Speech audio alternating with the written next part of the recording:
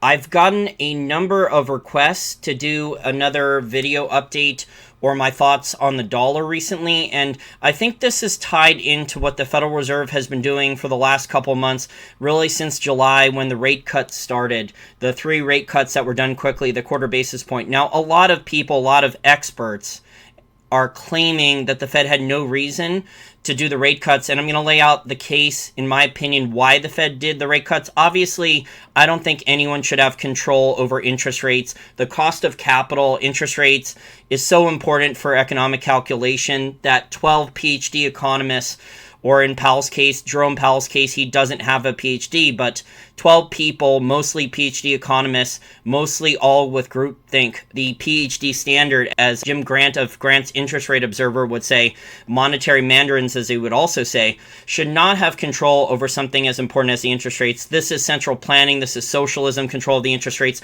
Now, the Fed has most of its control. We don't know if they're manipulating the rest of the yield curve. We don't have any full proof of that, but the Fed has control over the front end of the yield curve with the Fed funds rate.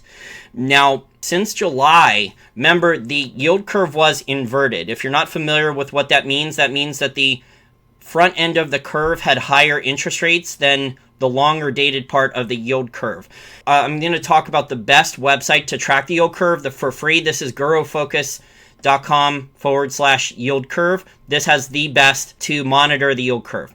And as you can see here with the yield curve on your screen, the yield curve is almost entirely uninverted now after the Fed doing the rate cuts quickly. In my humble opinion, the Fed did the rate cuts quickly for 2 main primary reasons. Number one, it was to try with brute force to uninvert the yield curve. Maybe they manipulated the rest of the yield curve. The 10-year yield, treasury yield, has risen a lot. Remember, a lot of people were going long treasuries, the Stanley Druckenmiller copy trade with leverage, and that trade has unwound. There was a lot of leverage with hedge funds that were putting that trade on, and the 10-year yield has risen a lot. It's now up to 1.79. Remember, I think it got as low as like 1.44 or 1.45%. It had gone down a lot because last year it was it was above 2. It was like 2 point something, 2.4 maybe, 2.45, something like that. It was fairly high and it went down a lot. So there's been a lot of volatility in the yield for the 10-year US Treasury.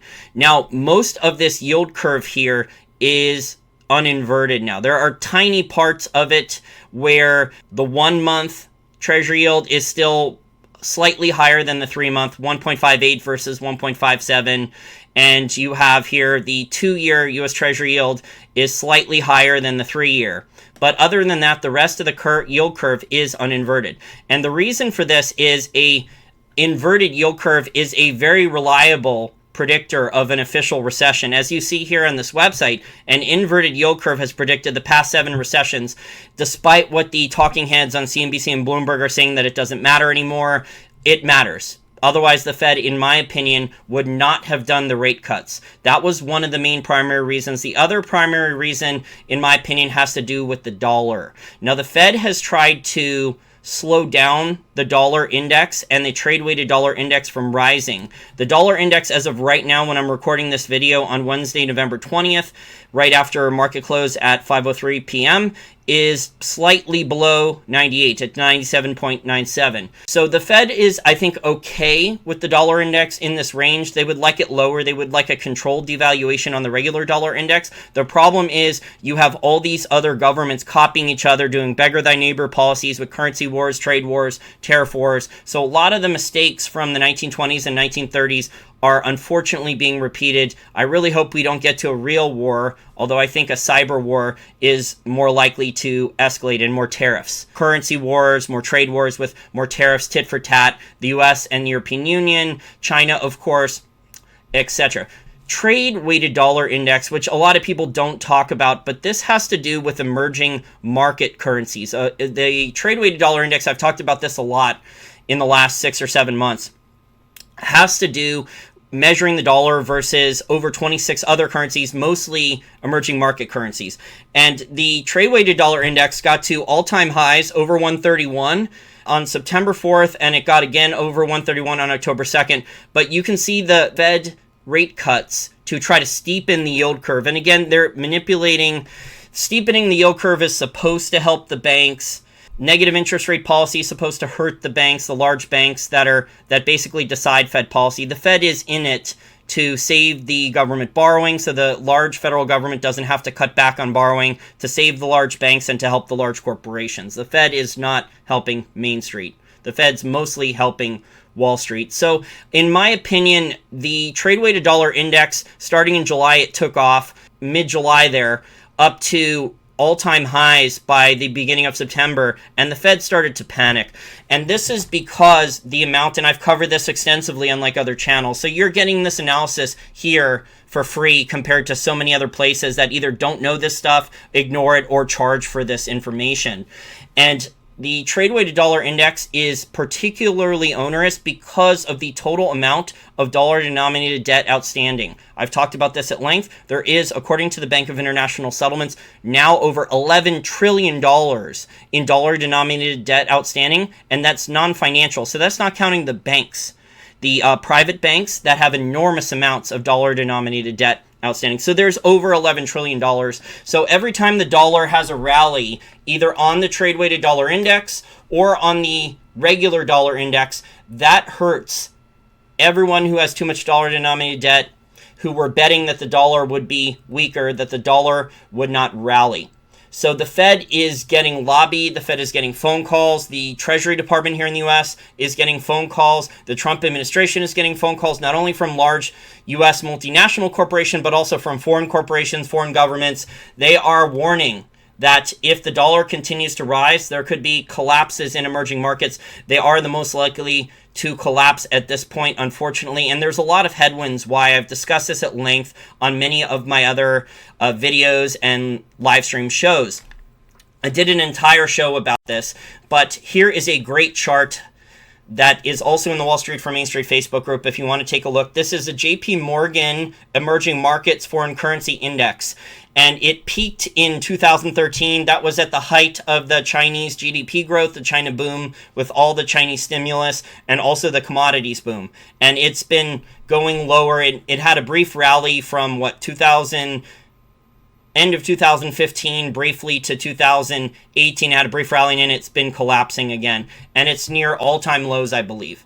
It looks like, according to this technical analysis, this is from Raoul Pal, a former global macro hedge fund trader, one of the top ones at Goldman Sachs, and also co-founder of Real Vision Television. It looks like it could crash even more. So this is showing how much pain emerging markets are in from the dollar rally, because remember, if dollar is strong, emerging market currencies probably weak. That makes it even more onerous for their dollar-denominated debt. Emerging markets have an enormous amount of headwinds. In addition to the dollar-denominated debt, they have net capital outflows leaving their stock markets and their bond markets. And also they have the Chinese economy that's rapidly slowing down, and most of these economies leverage themselves drastically to China, over-leverage themselves to China, and then they have the bear market in a lot of different commodities, especially base metals and energy. Yield curve, I think, is very, very important. You can see here with the yield curve, you can check this for yourself, all the different ones that I briefly touched on. The Fed has mostly uninverted the yield curve. You're not hearing many people talk about this yet. It should be discussed more. Remember on late March, that, well, it says last week, so it's mid-March, because this article came out a week later, that the 3-month U.S. Treasury yield was higher than the 10-year U.S. Treasury at one point. That's an inverted yield curve. That was signaling red flag. And people at that time were like, oh, that's not the worst part of the inverted yield curve. It's not that big a deal. But then we got over the summer, we got an even worse signal, an even worse red flag about an inverted yield curve, because the 2-year U.S. Treasury yield was higher than the 10-year. That's an even worse inversion.